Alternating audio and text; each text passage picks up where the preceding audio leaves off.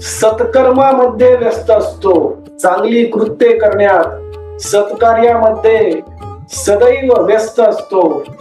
वाईट कर्मापासून तो स्वतः तर दूर गेलेलाच असतो, पण इतरांना देखील दुष्कर्म दुष्कृत्य करण्यापासून तो थांबवत असतो. अर्जुना, तो स्वतः भक्ती मार्गावर मार्गक्रमण करून माझ्यापर्यंत येऊन पोहोचलेला असतो आणि इतरांना देखील तो भक्ती मार्गावर घेऊन जाण्याचा संपूर्ण प्रयत्न करत असतो, प्रयत्नांची पराकाष्ठा करत असतो. अर्जुना, असा हा दुर्मिळ महान व्यक्ती त्याच्या कोणत्याही कर्मातून विशिष्ट परिणामाची कधीच अपेक्षा करत नाही.